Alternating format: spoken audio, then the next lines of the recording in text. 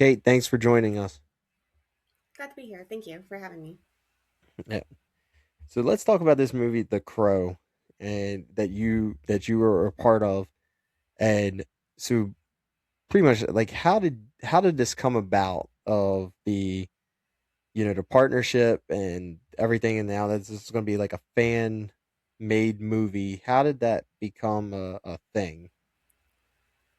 Well, admittedly, I was not there at the process from the very beginning. I know as far as Cody's and things, I know he wanted to do. He'd been a longtime fan of The Crow, of the movies, of the comics, and had wanted to do a fan film script, sort of exploring another version of the Crow story for a long time. So he and his co-writer and one of our producers, Jason Farrell, worked together to do the script, and it started production sometime mid to late 2021.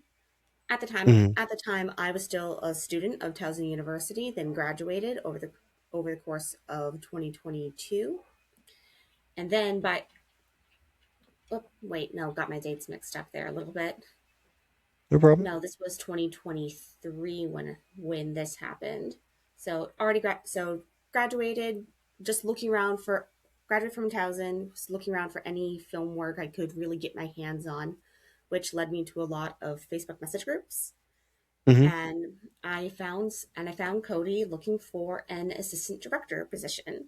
And should I fill the audience in on the difference between on like how assistant director works as opposed to a director? Yeah, that'll be yeah, that's fine. Okay.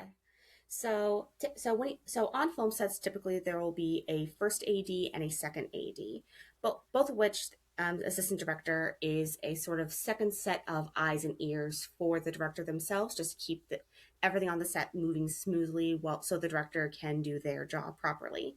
First assistant director is primarily in charge of scheduling, where they're the ones who are making the schedules, making the timesheets, making sure everything goes according to plan.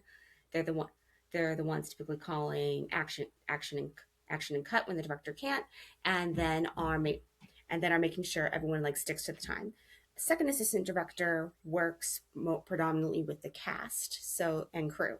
So they're the ones who know who's going to be there that day, know where everyone needs to be. If anyone on cast or crew has questions, they go to the second assistant director. So the actual director is able to just do their job. This was a pretty small set, so both this was a pretty small set, so both those roles, first and second assistant director, were just combined into one assistant directorship. And so Cody was looking for that. Okay. I'd had some experience in the role, so I offered my services for the position, and we had an interview. We talked about the movie. We talked about like his ideas for it, what I could bring to the table, and he liked me, and Hmm. that's how I got hired by Wet Paint. Nice. That's so cool that you came right from pretty much graduated into a movie, so right Yeah, I done. into right into what you did. Mhm. No, you're good. Yeah, I done a couple of PA positions beforehand, just doing industrial stuff or short films. Largest thing I'd worked on to that date was the feature length version of The Jester, that horror short anthology that then got a feature release back in 2023. No, 2022. Hmm. One of those. Hmm. Which incidentally, that's how I got onto those Facebook message groups to help me find other job opportunities. So I guess I can think horror movies for everything right now. Yeah. So what got you really to do this? Like what did you do this throughout high school and you just wanted to jump into it through college, or was this something that you just wanted to do? This was something like having a long term career in the film industry has been my ambition since I was about 14. Like, funnily enough, Okay. up until that point, I really wanted to go into medicine, but around that age, I just fell in love with movies and just thinking, oh my God, this makes me feel something so deep on the inside. I want to share these feelings with other people and like make other people feel the way I feel watching stuff. So enter Towson, majored in electronic media and film with a focus on screenwriting and directing. Graduated 2022 as previously mentioned. and just sort of hit the ground running. Nice. Now, what? So, when you got onto the set, when you got hired, what was the atmosphere like when you got there? Well, very first day, I was absolutely terrified, admittedly. Largest thing I Mm-hmm. worked on, highest position I ever held. So I was putting a lot of pressure on myself in order to do a good job, which for the most part, that pressure was absolutely not necessary there's because I feel it feels like specifically on this set, everyone knew each other really, really well and worked together and gelled together. And like especially as Mm-hmm. like from the day when I started and then going forward into more and more productions, like everyone just got more and more comfortable with each other. We would hang out outside of filming, and just sort of became like a lovely tight knit community. That's cool. Mhm. How was it to work with some of the actors that has been fantastic that we can see throughout this trailer that we have seen? How was it to work with some of them? Well, Vernon's a character. He Mm-hmm. was like he like it not only is it very cool to have an actor who's been in the industry for a really long time and has all these stories, but he's also just very he's very chill. Like he's both chill and theatrical in a way in which he knows what he's about and he doesn't feel the need to prove anything, I feel like. Mm-hmm. And so he'd come onto the set, he'd know his stuff during lunch breaks. We would sit and he would tell stories. It was so cool. um Maven Hoffman was also really, really lovely to work with, actually. Like, I admittedly know really nothing about wrestling, but he was so nice. Like, oh my God, he is an absolute Mm-hmm. sweetheart. Like, I mentioned being really, really nervous that first day. I was early on while we were like waiting on the rest on all everyone else to come in. He showed up with his social media manager, and I was just like, "Hi, Mr. Huffman." He's like, "Oh, hi, what's your name?" He like gave me a handshake, shook hands, and was like, just like very gregarious, very open.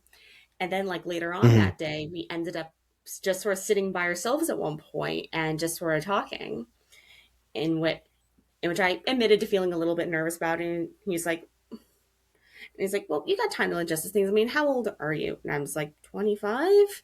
And he got this like 1,000 yard stare across his face, and just sort of it like gave some levity to me, being like that. Yeah, I don't have to have everything figured out at this point. And of course, Yeah. Mickey in the same boat, also very, very nice to work with. I only did got to have one day with her on set, but like she was down for Mm-hmm. anything. I As part of her scene, I won't reveal too much because these are spoilers for the movie, but um Mm-hmm. there she has one action sequence, I will say, in which we were trying to like work out some blocking for it, and I Mm-hmm. had an idea, and she was, first of all, she was down for any of these, anything. She's just like, yeah, what, like, yeah, let's do it. And Mm-hmm. but there's one point I was I was going to where I wanted to suggest something and wanted to like demonstrate to how it would look, and part of this involved like grabbing her on camera. And so I go to Mm-hmm. shore, and like before, I was like, I'm explaining it to Cody, and before I do it, I ask, "Hey, is it okay if I touch you real quick?" And she goes to say yes, and then she processes what I said, and she just turns around, grabs my wrist, and goes, "You are so sweet." And like everyone started laughing. Like, I guess it is kind of ridiculous to ask permission to just touch a WWE wrestler on the shoulder, but Mm-hmm. I wanted to be polite. I wanted to be professional about it. Yeah, I get that. But like it was just a really fun interaction. I'm glad I got to have that. And I'm glad I got to like meet and That's work with her. awesome that you. Yeah, that's awesome that you got to meet some like famous people that are not like everyday people that are doing this every day, and then you got to meet some people that are doing this every day. That is doing movies, you know, leaves this set and then go to another set and do another movie. So that's Exactly. pretty cool that Like there'd be some days you where got we'd to have to like move feel that. Vernon's stuff to the forefront because it'd be like, okay, we need it's like, okay, I know it's late, but we need to get everything to Vernon done because he needs to be on a plane to get back to LA to work on some other thing. And it's like, wow, it really is nonstop. Mm-hmm. Yeah, the movie industry is not what everybody makes it out to be. Where it's like there's big breaks in between. There is no big breaks. It's you're on set this day. You may be on another set the next day. So your involvement in this movie, was it or was it, did you look into like the comic books and then watch the other movies and kind of get to know where your role was going to be before Well, you got into it, or did you do this like as you were getting your feet wet? well, admittedly, going in, I'd not seen any of the movies or read any of the comics, but I was aware of the movies. Unfortunately, kind of just due to the fact that Brandon Lee very famously died on the set of the first movie. I Mhm. when you're like studying film and TV and even theater, like that story is used a lot in order to like warn people of like the dangers of set safety. So I definitely like had that story in the back of my head. So like on the first phone interview with Cody, he was like, "Have you ever heard of the Crow?" And I was like, "I don't know." Kind of rings a bell. And he's like, "You know the?" And it's like Brennan Lee, he died. I'm like, "Oh, that one." So Mhm. not necessarily a very fair legacy for that movie to have. I feel like, but it's a legacy, I guess. So but now that I had the context and now that I knew that I was going to be working on something like that, I wanted to absorb more of the media. So of course I watched the original movie for the first time, loved it, and read the original comic right by James O'Barr, loved it. Then later I got Mhm. gifted a hardcover special edition of the comic where it's the comic itself, but James O'Barr has added additional scene. It's like the Crow extended cut, where it's like where there's additional scenes added that he either was not in a place where mentally where he felt ready to draw about this stuff, or wasn't at a place as an artist where he felt like he could accurately render this stuff yet. And this is Mhm. actually and I actually brought this to set several days. Like like you may notice in the trailer that we went for like more of like a comic book vibe. We actively went through the comic and Mhm. like found panels. It's like, hey, let's try to replicate exactly this shot in the movie. So I'd be there with my little comic book, like as a reference, being like that. Okay, can we have this guy put his arm up? Can we have this guy like duck down a little bit more? And it was like performance art a little bit that then became part of the film in order to like replicate these shots. And then one of my absolute favorite things, I then got as many of the cast and crew as I could to just sign the inside of the book for me. So now I have this special edition copy of The Crow with That is everyone I worked awesome. with on their signatures on the inside. That is awesome. So you got a one of one. There's never going to be another one like that. Mm-hmm. And because I assume this is coming up, yes, I have seen the 2019 Crow film also. I have a Mhm. controversial opinion. I don't think it's as bad as everyone says it is. Definitely not the original. Definitely not the Mhm. comic. But like I think, but like there's aspects of it I do like and do like that they chose to do. Like I like how they brought in some bits from the comic. I like how they spent so much time on Eric and Shelley's relationship. I liked the Mhm. fight scenes when they actually got to the fight scenes. I just feel like the timing of everything was like a little bit off. Yes, I do agree with that. That the timing just seemed like it was very not on point. It felt like there was very different timing of it. Um, it just it didn't feel right. It didn't feel like it was close to the original movie, and we knew it wasn't gonna be, Mhm. because of the whole, it was trying to be its own kind of movie, but we wanted that feel of the original still too. Mhm. Exactly. Like But I we feel got like what we got. yeah, like I feel like my three main critiques of the movie can be summed up with just the timing, um, and the aesthetic of it, like you're talking about, like the feel being too different. And I think this is also why so much of the fan base was so angry about the movie, because the original Crow film and the comics are such a cornerstone and like a staple piece of goth and punk subculture, and they've removed the goth from it in their attempts to modernize it. So I can see how a lot of fans would have felt betrayed or rubbed the wrong way by that. And then my Mm, third, less a critique, more just opinion of why people were so put off by it, is because they named their protagonists Eric and Shelley. Because what I've gathered from working on this project and reading the comment sections in YouTube videos and on in our social media pieces, is that people are very, very protective of the original story and very, very protective over Brandon Lee's memory. And to the point where the mm, idea of anyone else playing Eric Draven feels disrespectful at the very best. mm. So like they could have named their two protagonists anything. And if they had done that, I think the movie probably would have gone over a little bit smoother with the fans. But because they specifically chose to do another Eric and Shelley story, people thought that was disrespectful to Brandon Lee's memory. Yeah, I could see that, and that's where a lot of people were like, "This movie is not going to be the same." Um, you Bill did great in the movie, and that's hands down. He did great with what he had, and that's why I think a lot of people loved the movie. It's because Bill Skarsgård did great in it, and his acting in it was fantastic. We couldn't ask for a better person to do it. But it just kind of felt off. Like the timing Exactly. and everything just felt very off in the movie, and the action scenes felt great. But when we kind of it Mhm. kind of waited till almost the end of the movie to get those.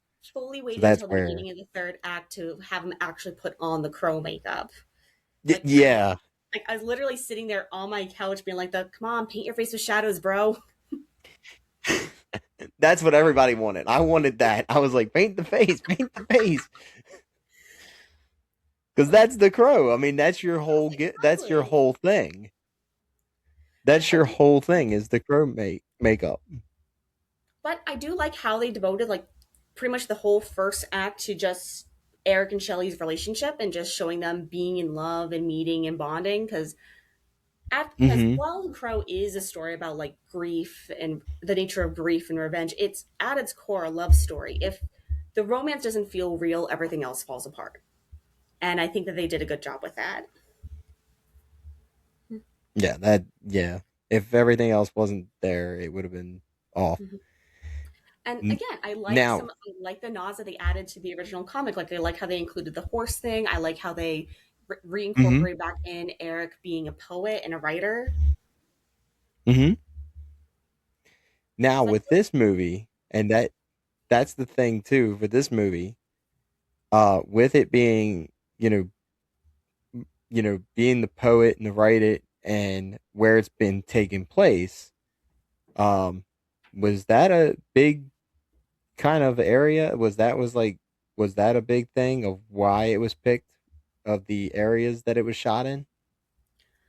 I hadn't really thought about it before, but there is something very poetic, if you'll forgive the unintentional pun that I realized that I just said, of having a hmm Crow movie set in Baltimore, that very famously the city of is closely associated with Edgar Allan Poe, not only a writer but like a hmm cornerstone of Gothic literature, who wrote about like grief and madness and dark themes such as that, and to have like that sort of like some like the seminal Gothic works inspire the postmodern ones, which then inspires ours. I had not thought of Yeah, that. is That that that is brilliant. I'm gonna need to talk to Cody about that. I'm wondering if that's why Cody picked Baltimore to have this, because it's like in this in the trailer you can tell where, and they're like, I can tell where it's from because we're from here. But if people don't, like, if you've seen the trailer and you don't notice that, that's not a spoiler or anything. We can tell because we're from here, and it's very well known that the clock and all that is from here. Yeah, Um, literally first day I was on set, we were up in the belfry of that clock tower. We got special permission to go inside of it. Like, and I'm just like looking oh, around me that's like, nice. whoa, this is sick.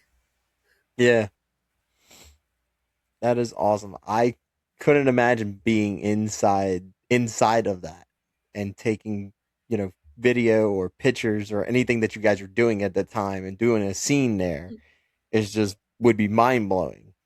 Yeah, that's where we shot that whole teaser of the whole teaser where we got like the first scenes of Thorn Gray, our Crow, putting on his Crow makeup, and of him doing this sort of recreation of the comic panel where he's has like has like the pic has like the imaginary picnic slash date with his wife, where he Hmm. has a blanket spread out with the roses. Hmm. That was the first thing we ever did. So like Cody's holding up his phone, being like, "Can we make it look like this?" And we're shaving down the ends of candles because turns out the candelabra we got was too small for the candles. But like that, it has to look perfect. I get that. How was it to work with the gentleman that plays Crow? How was it to work with him? Cody is really great to work with. Like he is really doing everything on this set. Like he co-wrote the script, he's directing, and he's playing the Crow.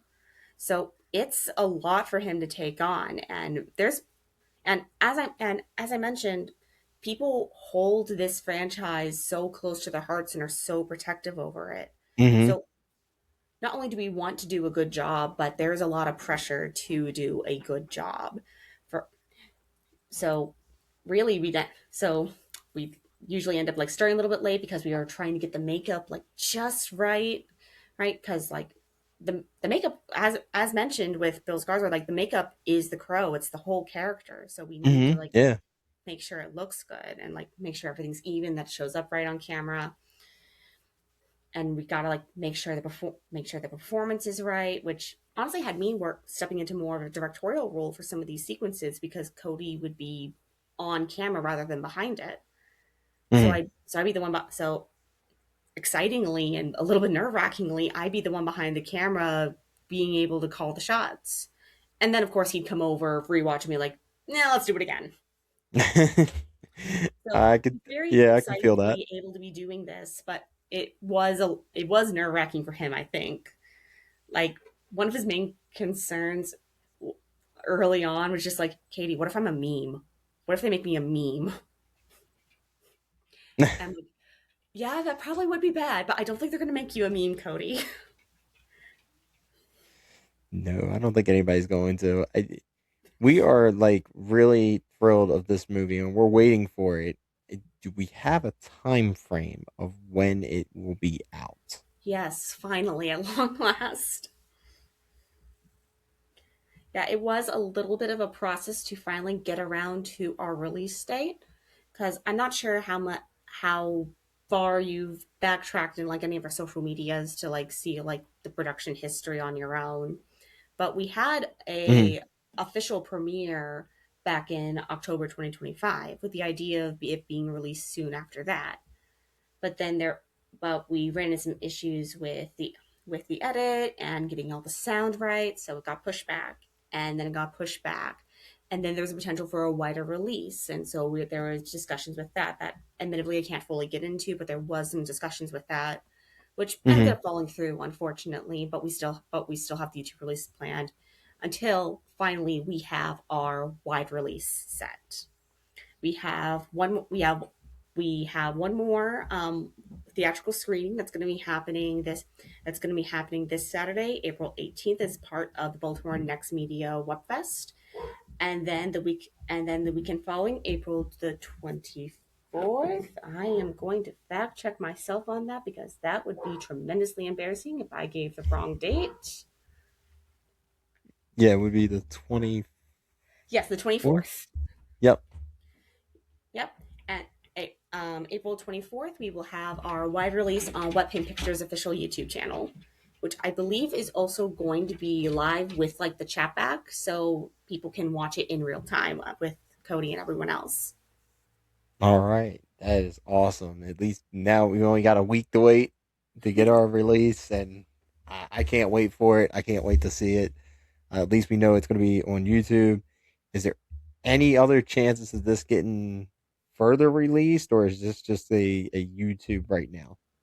As far as I know right now, I don't think there's plans for a broader release because again, Cody fought for very hard for a long time for a wider release. But it doesn't seem because of the copyright that exists right now, and again, I can't get too much into it. It does not look like that is Yeah. feasible for this film. Okay. But there might be possibilities for wider releases for any future wet paint productions. I know Cody has another film upcoming, Eugene. It's an original concept that he like more of like a horror comedy spectrum thing that's going to start production over the summer. And because that's an original Hmm. original idea, there's no no not no but less legal minutia we'd have to outmaneuver with that. So there's very Hmm. much the possibility of a wider release for future Wet Paint Pictures projects. All right. Nice. Nice. Are you going to be working on that one too with him? I think so. We haven't discussed it in full, but he has already invited me onto the Facebook page, so I think I will be working on that. All right. Cool. Cool. That'll be interesting, and we'll have you on for that one too. So, Katie, the last question I have, we ask everyone for this one, but this one's going to be my question is going to be a little bit different for you since you are starting out. Is there any film that you would want to be on since you are starting out? Is there any kind of major film or a independent film that you would like to be a part of? Oh, wow, that's a lot.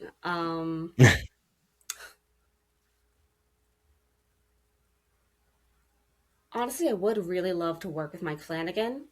He was the director of Doctor Sleep, and also Fall of the House of Usher, Midnight Mass, Haunting of Hill House.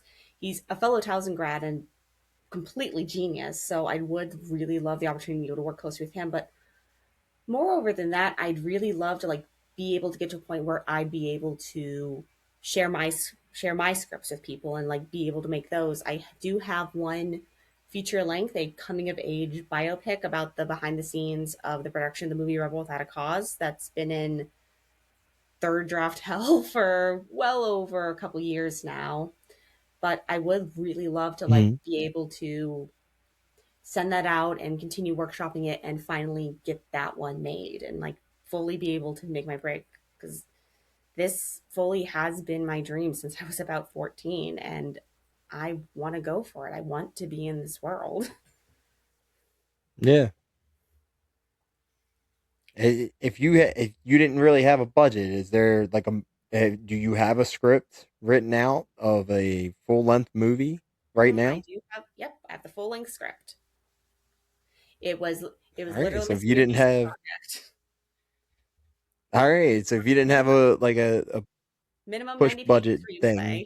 I think I turned in like 120 pages. oh, nice, nice. So you do have a full length script that you would push for. Like I think at this point I would start smaller, like some of my shorts that I've written. Like I have one like in a similar wheelhouse that Cody's worked with that I want that I've sent to him, and we're gonna be and I want to discuss. Hey, what do you think would take to get this off the ground? And Hmm. like start because like the real roadblocks in being able to produce my own stuff post graduation is equipment and money. Hmm. Everything, unfortunately, everything comes back to money. It's awful. Hmm.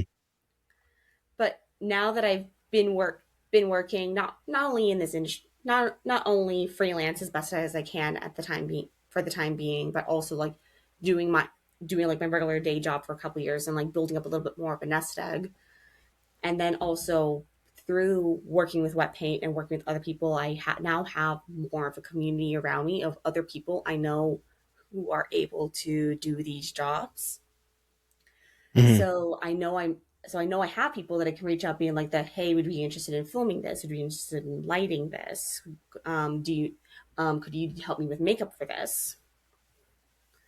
So so yeah, this product so like specifically being on this, I feel like has helped broaden my horizons, like not only in this being just another credit I can have under my belt and another position that I know I can do on film sets, but I Hmm. feel like I have a stronger place in like the local independent filmmaking scene, and so which broadens my horizons of being able to do more in this industry, Yeah. and I'm really excited to see where that goes.